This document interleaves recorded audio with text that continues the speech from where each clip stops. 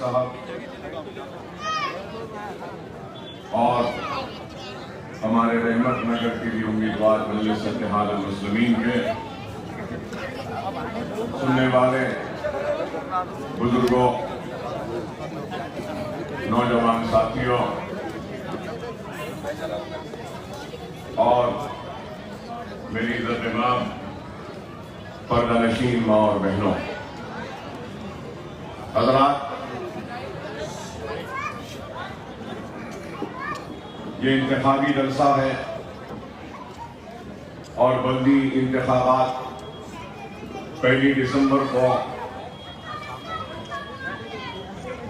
होंगे और आप अपने हक रायदही के जरिए, अपने वोट के जरिए अपने पसंद के उम्मीदवार का इंतखाब करेंगे और उनमें से एक मुंतखब होगा और आपका नुमाइंदा बनकर ऐवान बल्दिया में जाएगा। इंतखाबात आजादी से लेकर आज तक होते रहे हैं। कई उम्मीदवार मैदान में आते हैं, अपनी किस्मत को आजमाते हैं, उसमें से कुछ जीत जाते हैं तो कुछ हार जाते हैं और हर इंतखाब से पहले हर सियासी जमात वादे करती है, तयक़ुनात देती है और अपने मंशूर की इजराई भी अमल में लाती है। मेरा मतलब कि मैनिफेस्टो भी इजरा करती है। इंतखाबात हो जाते हैं, जीतने वाले जीत जाते हैं, लेकिन कई वादे, कई ऐलानात वफा नहीं होते और मैनिफेस्टोस और इंतखाबी मंशूर किसी कोने में पड़े रहते हैं और चंद साल बाद रद्दी में बेचने में चले जाते हैं। और आज सवाल आपके जहनों में, दिमाग में ये भी आएगा कि अगर आज अकबरुद्दीन ओवैसी आपके दरमियान में खड़ा है और अपनी जमात की इंतखाबी मुहिम में हिस्सा ले रहा है, तो आपके जहन में भी यह सवाल आएगा कि आखिर मैं मजलिस इत्तेहाद मुस्लिमीन को वोट दूं तो क्यों दूं और दूसरे पार्टियों को क्यों न दूं, यह भी सवाल होगा। और मैं आज इसी सवाल का जवाब देने के लिए आपके दरमियान में खड़ा हूं और जब इस सवाल का जवाब दूंगा तो ये जरूर कहना चाहूंगा कि मजलिस इत्तेहाद मुस्लिमीन की तारीख रही कि हमने कभी इंतखाबी मंशूर जारी नहीं किया, हमने कभी कोई मैनिफेस्टो जारी नहीं किया। मजलिस इत्तेहाद मुस्लिमीन का हिया ऐसे उस वक्त में हुआ जब हमारी लहलाती हुई खेतियां उजड़ चुकी थीं, हमारी आबादियां खाक की ढेर में तब्दील हो चुकी थीं, हमारे तख्त ताज अजायब घर की जीनत बन चुके थे, हमारे महलात वीरान हो चुके थे, हमारी जागीरें लुट चुकी थीं, हमारा मनसब लुट चुका था, हमारे हवेलियां वीरान हो चुकी थीं। रातों रात जो कल तक एक रईस था, सुबह के सूरज के निकलने पर गुर्बत का शिकार हो गया, फुटपाथ पे आ गया, महलों से निकलकर, ड्योड़ियों से निकलकर मंडियों में आ गया, ठेला मंडी धकलने में आ गया, सरकारी नौकरियां छीन ली गई। एक कदम की जुम्बिश से हजारों मुस्लिम मुलाजिमीन को अपनी मुलाजिमत से हाथ धोना पड़ा। ऐसे उन हालात में मजलिस इत्तेहाद मुस्लिमीन का जब हिया हुआ तो मरहूम सदर फख्र मिल्लत अलैहि ने अपने अहिया जब मजलिस का किया तो उन्होंने सबसे पहले अगर कोई नारा लगाया या वादा किया या फिर आवाज दी, तो वो आवाज यही थी कि एक मरकज़ सियासी पे जमा हो जाओ और एक मरकज़ सियासी के जरिए अपने मसाइल को तुम हल कर सकते हो। दूसरा अगर वादा किया या दूसरा ऐलान किया तो ये कहा कि अक़लियतों की और बिलखुसूस मुसलमानों की तालीमी पसमानदगी को दूर करेंगे, कमजोर मईशत को इस्तेहकाम बख्शेंगे। और जो सोच, जो फिक्र, जो बात आज से 62 बरस पहले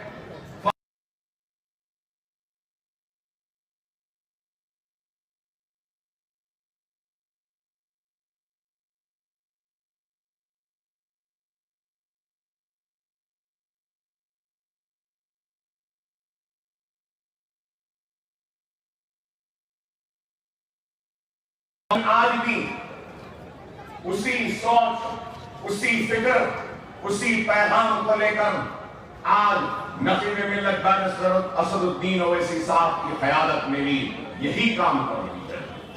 और मजलिस इत्तेहादुल मुस्लिमीन सिर्फ ज़बानी जवाब खर्च नहीं करती, बल्कि ऐवानों में पहुंचकर इख्तिलाफ को मजबूर करती है, झिझोड़ती है कि वो हमारी बात को न सिर्फ सुने बल्कि हमारी बात पे अमल करें। और इस हकीकत से कोई इनकार नहीं कर सकता कि आपने देखा कि जब से ऐवान असेंबली में मजलिस इत्तेहादुल मुस्लिमीन के फ्लोर लीडर की हैसियत से मैं जिम्मेदारी को निभाया, तो मुझे याद है उस वक्त अक़लियतों का बजट आंध्र प्रदेश की असेंबली में 26 करोड़ रुपया था। 26 करोड़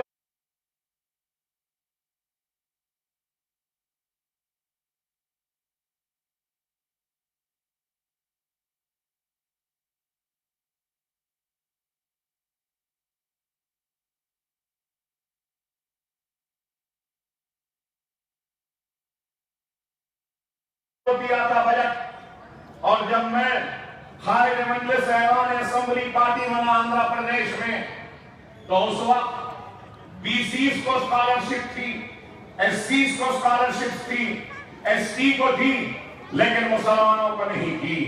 तो मैं बताना ये चाहता हूं आपको कि हम ऐवान असेंबली में जब नुमाइंदगी करने गए तो याद दिलाना चाहता हूं कि आंध्र प्रदेश की असेंबली में अक़लियती मालियती कॉर्पोरेशन जो बना, माइनॉरिटी फाइनेंस कॉर्पोरेशन, तो किसने बनाया? मजलिस इत्तेहादुल मुस्लिमीन ने बनाया। उर्दू एकेडमी बनी तो किसने बनाया? मजलिस इत्तेहादुल मुस्लिमीन ने बनाया। सेटमेंट बनी तो किसने बनाया? मजलिस इत्तेहादुल मुस्लिमीन ने बनाया। खुली खुतब चेयरमैन डेवलपमेंट अथॉरिटी बनी, किसने बनाया? मजलिस इत्तेहादुल मुस्लिमीन ने बनाया। और फिर मेरे दौर में मैं याद दिलाना चाहता हूं आपको और बताना चाहता हूं कि आंध्र प्रदेश में मुसलमानों को तालीम और रोजगार के मैदान में तहफ़्फ़ुज़ात मिले। तो तहफ़्फ़ुज़ात किसकी जिद्दोजहद की वजह से मिले? अगर मजलिस इत्तेहादुल मुस्लिमीन आंध्र प्रदेश की असेंबली में नहीं होती तो क्या तहफ़्फ़ुज़ात मिलते? कांग्रेस की हुकूमत उस वक्त सिर्फ आंध्र में नहीं थी, हिंदुस्तान के 20 रियासतों में कांग्रेस की हुकूमत थी। कर्नाटक में थी, महाराष्ट्र में थी, आसाम में थी, राजस्थान में थी और कई रियासतों में थी। तो सवाल ये पैदा होता है, जब आंध्र प्रदेश में मुसलमानों को रिजर्वेशन दिया गया, अगर कांग्रेसी दावा करते हैं कि इन्होंने दिया रिजर्वेशन, तो सवाल करना चाहता हूं फिर आसाम में क्यों नहीं दिए? सवाल करना चाहता हूं महाराष्ट्र में क्यों नहीं दिए? कर्नाटक में क्यों नहीं दिए? राजस्थान में क्यों नहीं दिए? क्योंकि वहां पे मजलिस इत्तेहादुल मुस्लिमीन नहीं थी, इसलिए नहीं दी। यहां छक मरा कर तुमको लेना पड़ा क्योंकि मजलिस ये हमारी ताकत है। ऐवान असेंबली में हमारी मौजूदगी की निशानी अगर है कामयाबी की, तो फिर वो तहफ़्फ़ुज़ात है। तेलंगाना बना, तहफ़्फ़ुज़ात जारी है। आंध्रा में मजलिस नहीं है, लेकिन फिर भी तहफ़्फ़ुज़ आज़रा मेरी है, तेलंगाना मेरी जारी है। ये मजलिस इत्तेहाद मुस्लिमीन की कारकर्दगी की एक और निशानी है।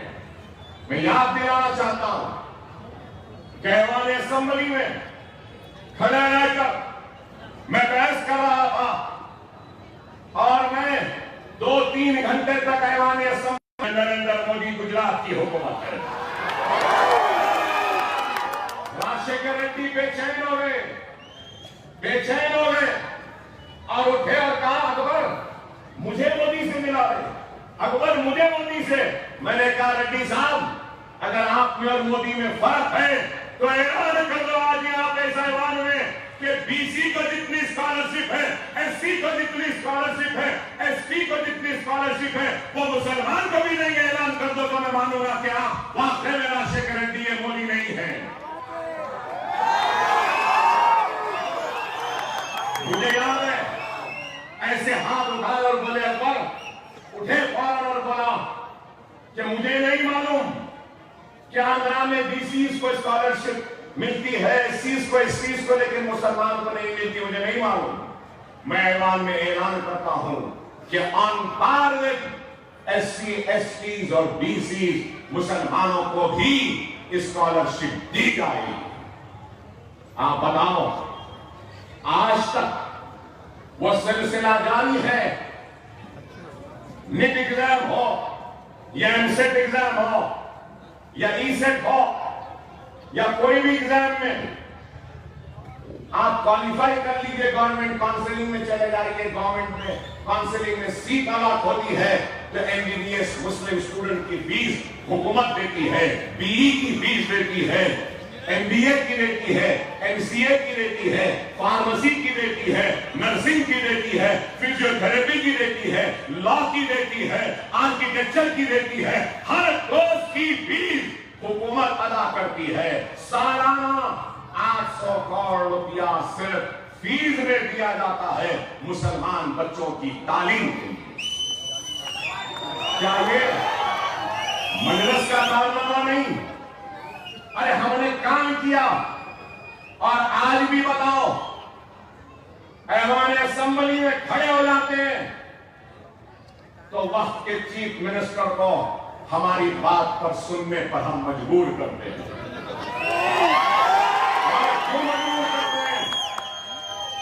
कि हम पूरी तैयारी के साथ आते हैं, पूरे आदाद शुमार के साथ आते हैं, पूरा होमवर्क कर आते हैं, पूरी स्टडी करके आते हैं और किसी से डरते या घबराते नहीं हैं।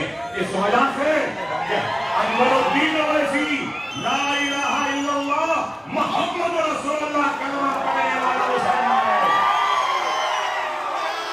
किसी से डरने या घबराने वालों में से नहीं है, क्योंकि मेरा ईमान कहता है कि जिस दिन मौत मुकर्रर है उस दिन मौत है, कोई नहीं बचा सकता, और जिस दिन मौत नहीं है तो कोई नहीं मार सकता। आज भी जिंदा खड़ा है।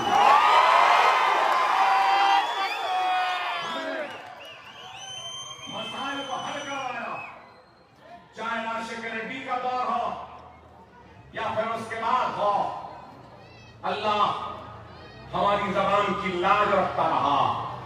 याद दिलाऊं कि मैंने कहा था कि कांग्रेस का आखिरी किरण होगा।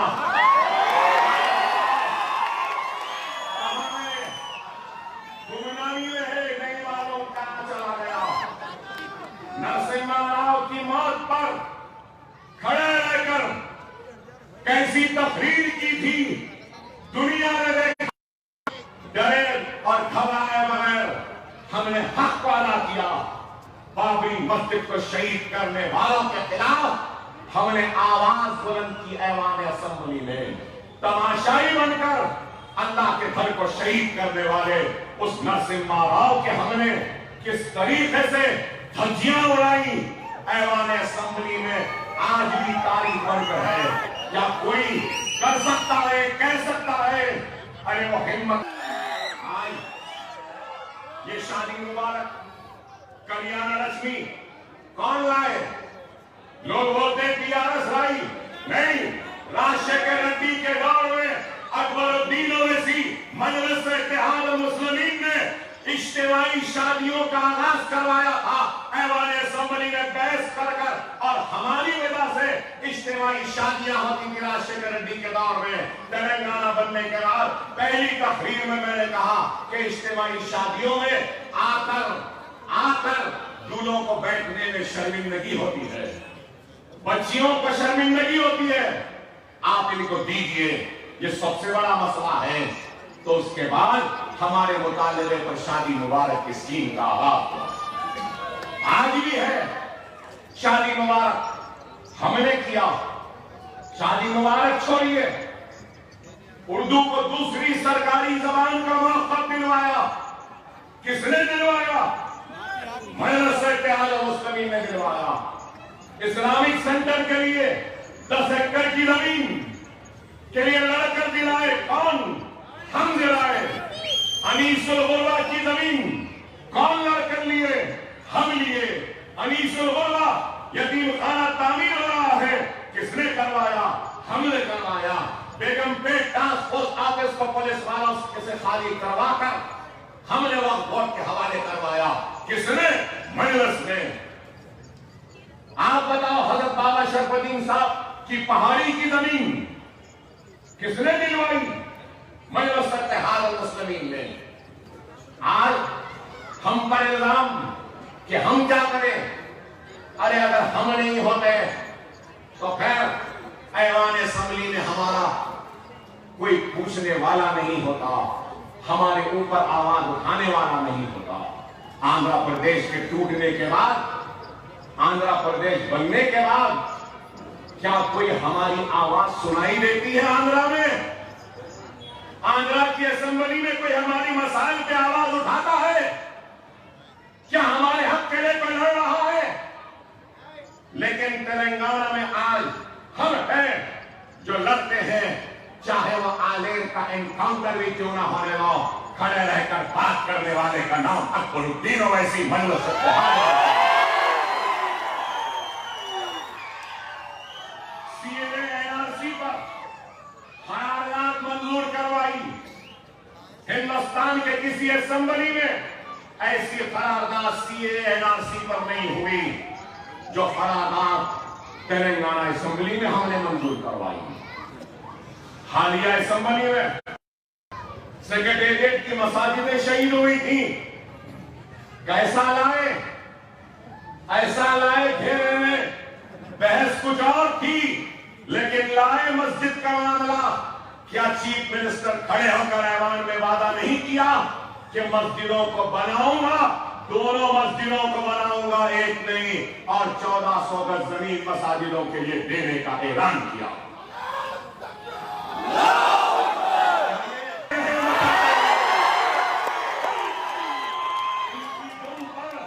पैर रखकर दबाने का हुनर ओवैसी को आता है,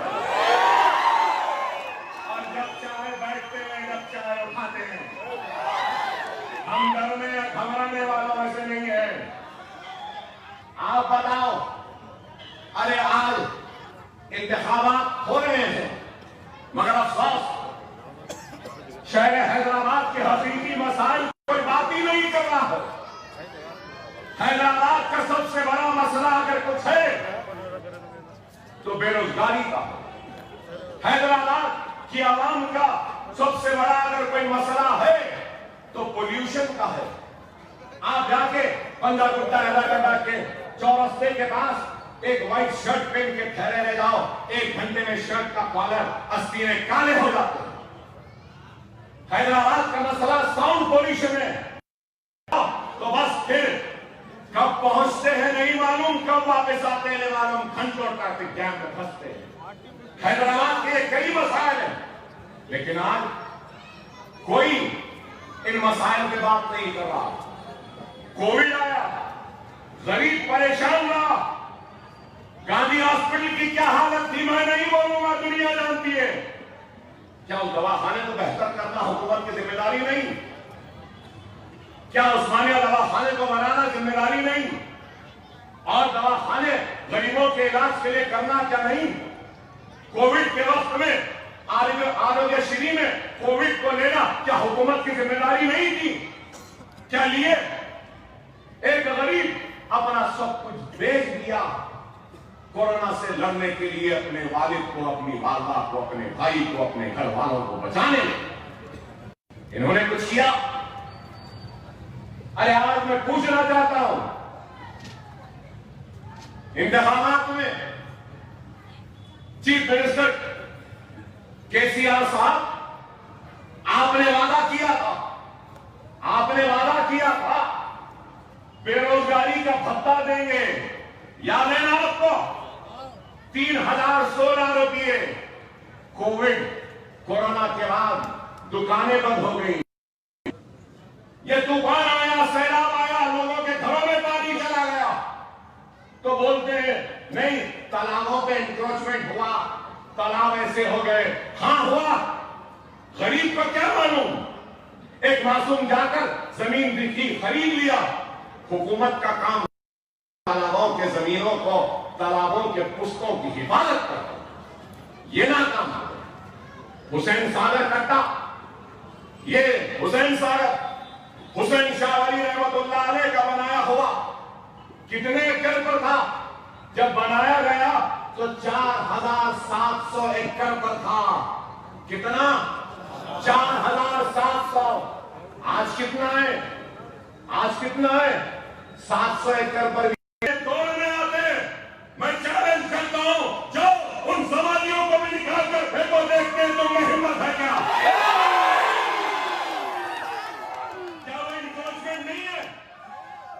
क्या वो इंक्रोचमेंट नहीं है? अब अगर बोले तो बोलते नहीं मख्ते मदार है, हम ही नजर आते उसमें। जीएचएमसी को, अरे यहाँ बड़े बुजुर्ग हैं, मैं हैदराबाद पब्लिक स्कूल में पढ़ता हूं और मैं हैदराबाद पब्लिक स्कूल बेगमपेट को हैदरपुरे से जाता हूं। हमारी स्कूल की बस कभी छूट जाती तो हम लिबर्टी थिएटर बशीरबाग पे था, पुराना अब नहीं है, अब लिबर्टी थिएटर नहीं है, बुजुर्गों को मालूम। जहां बल्दिया का दफ्तर है ना, आज बल्दिया का दफ्तर जो बड़ी बिल्डिंग है जीएचएमसी की, वो बिल्डिंग किस पे है मालूम आपको? हुसैन सागर कट्टे के बड़े नाले के ऊपर बनी हुई है। क्या मैं गलत कह रहा हूं? मुझे साहब बताइए। कई बुजुर्गों ने देखा होगा, वहां बस स्टॉप था और एक होटल भी थी, अकबर होटल मशहूर थी वहां पे।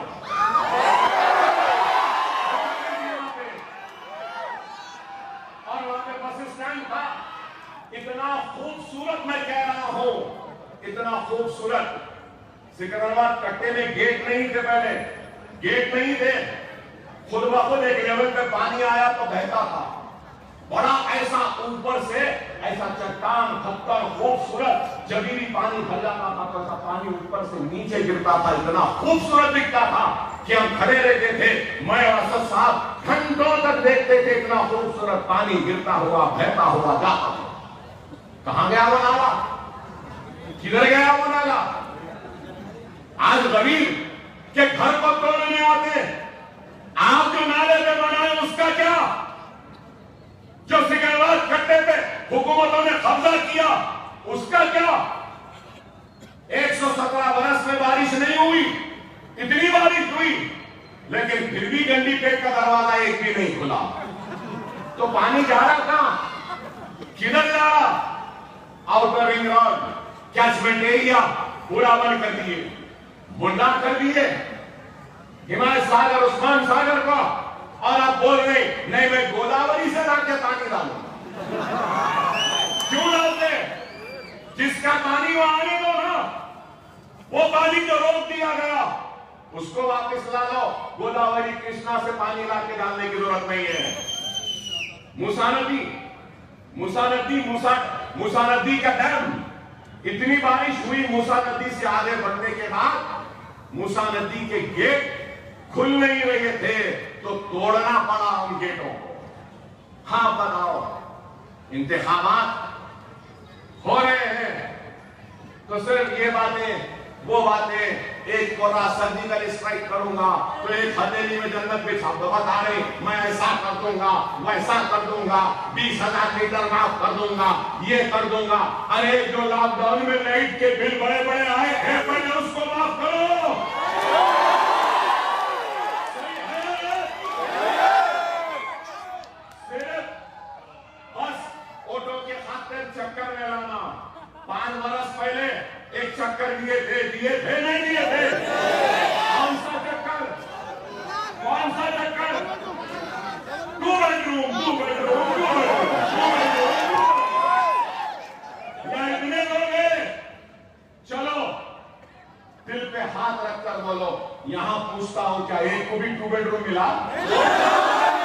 इधर मिला, इधर मिला, उधर मिला,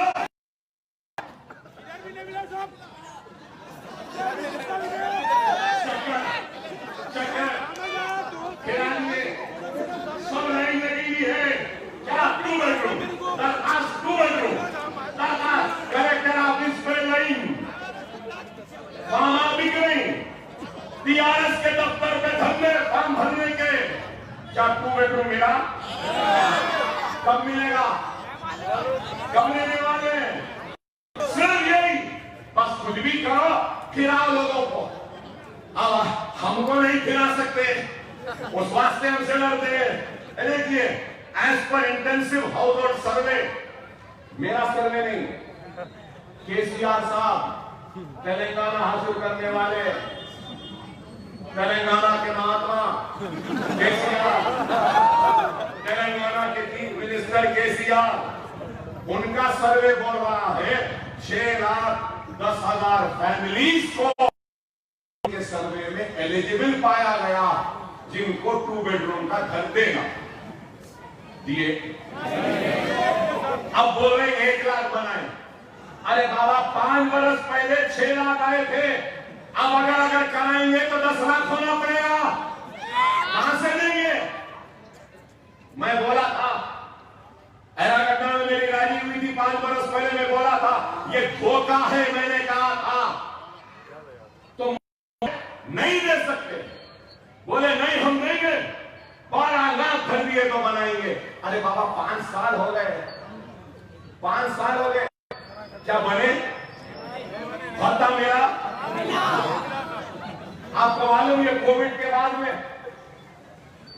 तेलंगाना पब्लिक सर्विस कमीशन में कितने बेरोजगारों ने नौकरी के लिए दरखास्त दी, आपको मालूम? मैं भी देखकर हैरत हुई मुझे। 24 लाख लोगों ने नौकरियों की दरखास्त दी Telangana Public Service Commission. 24 lakh देने के बाद भी पैसा हो जाएगा, सब हो जाएगा। बाबा, नोटबंदी में बीजेपी की तारीफ क्यों करे? फिर सही है गलत? मैं अकेले खड़े रहकर ऐलान में रहा तो बोले अकबर साहब, प्राइम मिनिस्टर को ऐसा नहीं बोलना चाहिए। मैंने कहा, कहां का प्राइम मिनिस्टर? प्राइम मिनिस्टर ने खुद कहा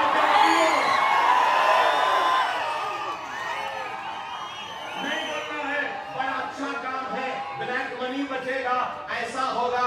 बड़े नसीहत दे रहे थे असेंबली में ठहर के, फिर बाद में खुद बोलने लगे नहीं, नोटबंदी से नुकसान हुआ। हम बोले वहां समझ में नहीं आया।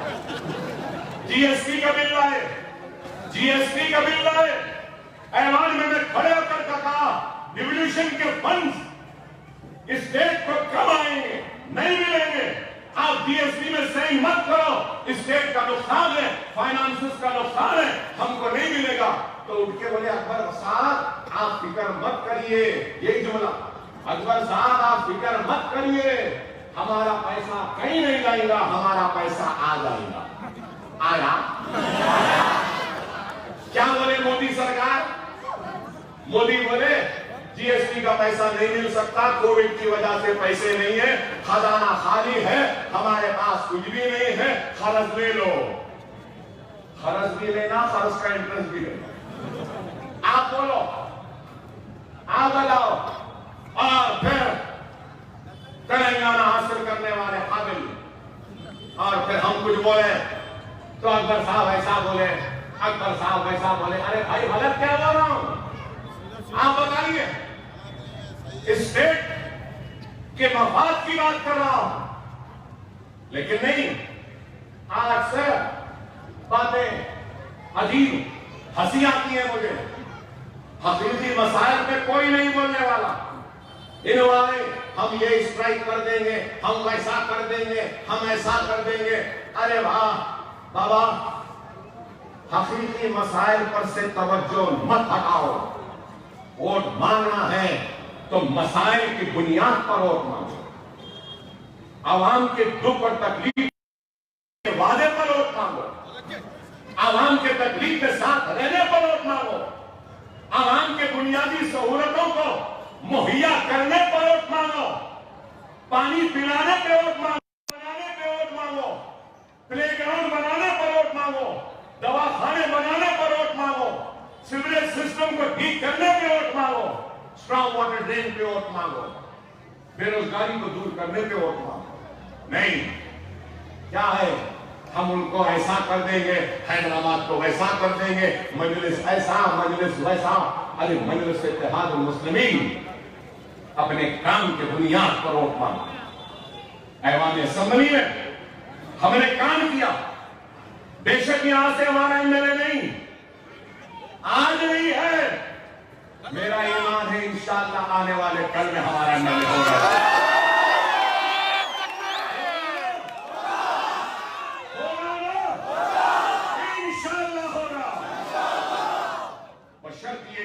सफों में इत्तेहाद आना होगा, हमको अपने सफों में इत्तेहाद को पैदा करना होगा। अगर आज हम मुत्तहिद नहीं होंगे तो हालात का मुकाबला नहीं कर सकते। अगर हम मुंतशिर रहेंगे तो फिर हालात का मुकाबला नहीं कर सकते। जज्बाती तफारीर वो नारों से मसाइल का हल नहीं होता। मसाइल का हल होता है तो हमारे नुमाइंदों का ऐवानों में जाना, मसाइल पे लड़ना, मसाइल पर बहस करना और वक्त के हुक्मरानों को मसाइल पर मनवाना, ये कामयाब नुमाइंदगी। और मजलिस ने कामयाब नुमाइंदगी की। मजलिस ने काम किया, ऐवान असेंबली में किया। और आपको ये भी बताऊं, फकीर की दरगाह जो पुराने शहर में आ गए, महेश्वरम में वक्त की जमीन थी, मैंने उस जमीन को हासिल किया था। कोविड के वक्त 400 से ज्यादा मैयतों की तदफीन हुई फकीरुल्लाह के कब्रिस्तान। कई मैयतों को लोग लाकर छोड़कर चले गए। नहीं, कोविड है, मेरी टीम, मेरे लोग खबर खोले, गुस्ल दिए, कफन पहनाए, नमाज जनाजा किए और खबर में उतारेगी। 400 से ज्यादा मैयतों की तदफीन हमने करवाई। कई मैयतें यहां से भी गई, एरागढ़ से भी गई, रहमतनगर से भी गई, यूसुफगुड़ा से भी गई। मुझे फोन करके बोले कि अकबर साहब, हमारे महल्ले के कब्रिस्तान में तदफीन की इजाजत नहीं दे रहे हैं। मैंने कहा वहां लेकर आओ, कुछ भी नहीं करना है, लेकर आ जाओ। खबर भी हम खोदेंगे, कफन का इंतजाम भी हम करेंगे, गुस्ल भी हम देंगे, तदफीन भी हम करेंगे।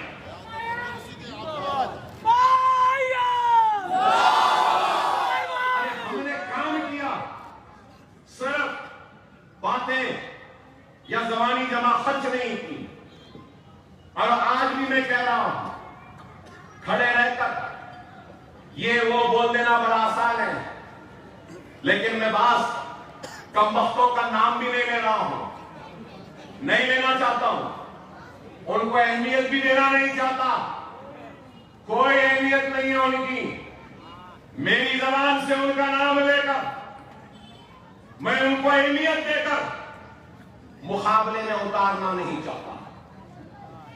हैदराबाद में उनका वजूद था ही नहीं, इंशाअल्लाह उनका वजूद मजलिस और हम मिटा देंगे इंशाअल्लाह। मेरा इशारा किसके तरफ है समझ गए ना? मियां भाई जरा होशियार होता है,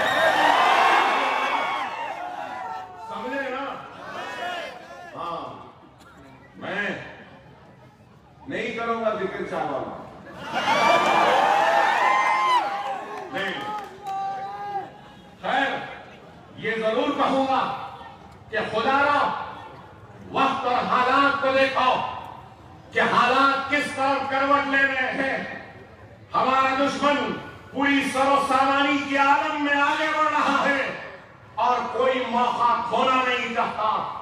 हमको खत्म करने का, हमको तबाह करने का, हमको बर्बाद करने का और हमारी आबादियों पर भी वो हमला करने का मंसूबा रखता।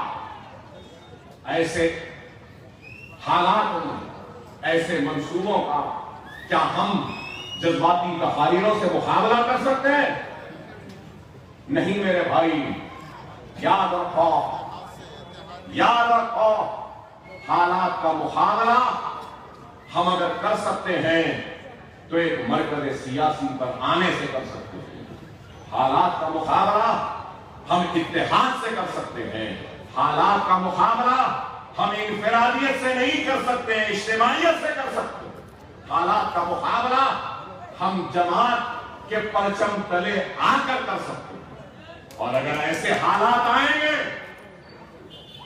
तो इस रात की शब खुले आसमां के नीचे खड़े होकर अल्लाह और उसके रसूल की कसम खाकर कह रहा हूं, अगर ऐसे हालात आएंगे तो सबसे पहले अकबरुद्दीन ओवैसी, असदुद्दीन ओवैसी अपने सीनों पे गोलियां खाएंगे, मर जाएंगे और अपनी लाश पर मिल्लत को खड़ाएंगे, लेकिन मिल्लत की लाशों पर खड़े रहकर हम खयानत नहीं करेंगे।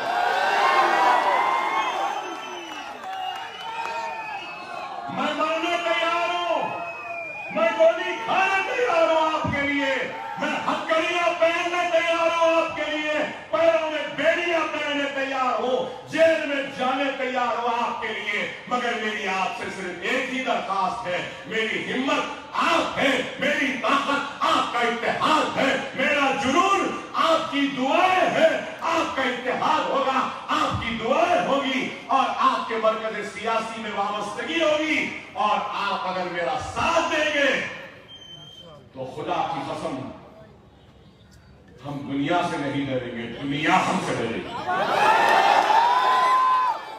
ये कैसा जुनूनी है, डरता नहीं। समझो, वरन मेरी बातों को समझो। हालात नाजुक है, हालात नाजुक है, नहीं मालूम कि कब क्या हो जाए।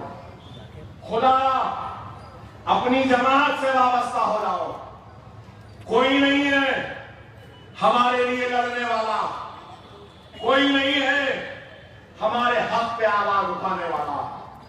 अकबरुद्दीन ओवैसी फिरका परस्त नहीं है, अकबरुद्दीन ओवैसी इंसाफ परस्त है।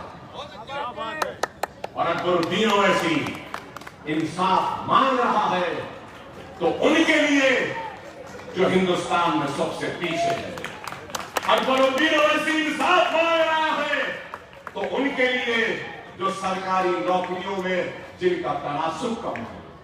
अकबरुद्दीन ओवैसी इंसाफ मांग रहा है तो उनके लिए जिनकी बस्तियों में स्कूल नहीं है।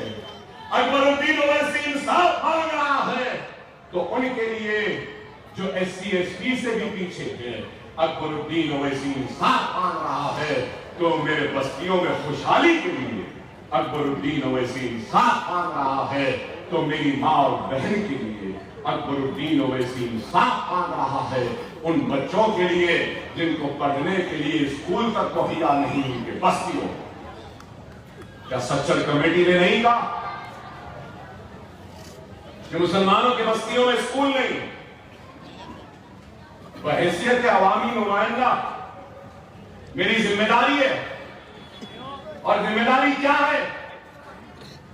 एक आदमी ताकतवर है, एक आदमी कमजोर है, तो बहैसियत MLA मैं ताकतवर की मदद करूं या कमजोर की मदद करूं?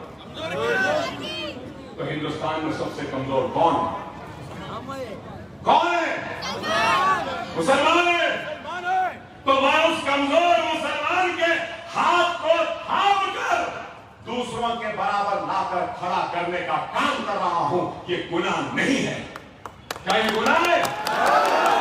अगर गुनाह है तो मैं करूंगा, इसलिए करूंगा क्योंकि मुझे इस मुल्क से मोहब्बत है, इस मुल्क के शहरियों से मोहब्बत है। और मैं चाहता हूं कि इस मुल्क में हिंदू, मुसलमान, सिख, ईसाई सबको बराबर का हक मिले, बराबर का मौका मिले, बराबर की नौकरी मिले, बराबर के तालीम के मौके मिले। क्या गलत है? क्या गुनाह है? मैं यही मुतालबा करता हूं और मेरा यह मुतालबा इनको बुरा दिखता। भूल गए क्या?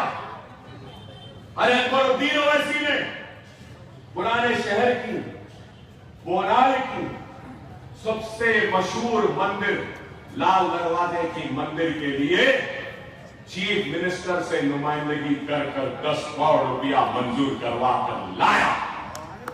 अफजलगंज की मस्जिद के लिए भी लाया, उसके साथ इस मंदिर के लिए भी लाया। लाए साहब, अरे हम किसी के साथ नाइंसाफी नहीं करते। दारुस्सलाम के दरवाजे सबके लिए खुले हैं। हिंदू भी आ सकता है, सिख भी आ सकता है, ईसाई भी आ सकता है, पारसी भी आ सकता है, मुसलमान तो आते ही हैं। हर एक के लिए है। मगर ये जरूर कहना चाहता हूं, हिंदुस्तान किसी की जागीर नहीं है। हिंदुस्तान किसी एक का नहीं है। हिंदुस्तान पर माथे पर तिलक लगाने वाले का जितना हक है, सर पे टोपी पहनकर सुन्नत पालने वाले का भी उतना ही हक हिंदुस्तान का। सर पे पगड़ी बांधने वाले सिख का भी उतना ही हक है। गले में सलीब पहनने वाले का भी उतना ही हक है इस मुल्क पर। यह मुल्क किसी एक का नहीं, यह मुल्क हिंदू का है, मुसलमान का है, सिख का है, ईसाई का है, पारसी का है, सबका है। हर मजहब के मानने वालों का है। यह मुल्क भगवान को मानने वालों का भी है, अल्लाह को मानने वालों का भी है, खुदा को मानने वालों का भी है, खुदा को नहीं मानने वालों का भी है, हर किसी का। और आज अगर मैं अपने हक के लिए लड़ता हूं तो इनका बुरा दिखता है। अरे याद रखो मेरे प्यारे भाइयों, याद रखो, कानून चौराहों पर, बाजारों में, गलियों में, ऐसे जलसों में नहीं बनते। कानून बनते हैं तो ऐवान पार्लियामेंट में बनते हैं, ऐवान असेंबली में बनते हैं, ऐवान बल्दिया में बनते हैं। और अगर हमारे नुमाइंदे ऐवानों में नहीं होंगे तो फिर हम कैसे उस कानून पे लड़ेंगे जिस पर हम समझते हैं कि यह कानून गलत है, यह कानून सही नहीं, यह कानून ऐसे नहीं होना चाहिए। अगर आप रहेंगे ऐवान में तो बोल सकेंगे।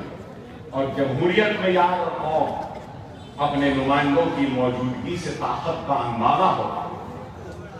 अगर हमारे नुमाइंदे नहीं तो फिर ताकत नहीं होती। खुदा इस बात को समझाओ, हालात को देखो, आज क्या हालात हैं, कांग्रेस का हाल भी क्या है, अब मुझसे बेहतर आप जानते हैं। राजस्थान में एमएलए हार गए, मध्य प्रदेश में एमएलए हार गए,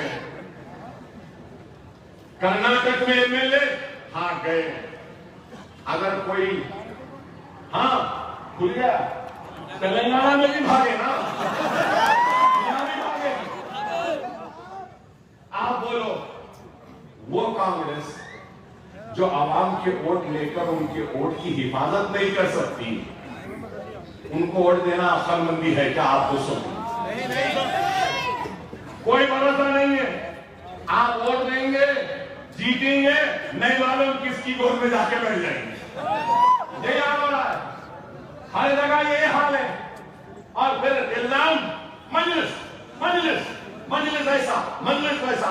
अरे बाबा, तुम में वो ताकत नहीं रही मुकाबला करने की, तो हम पर इल्जाम क्यों?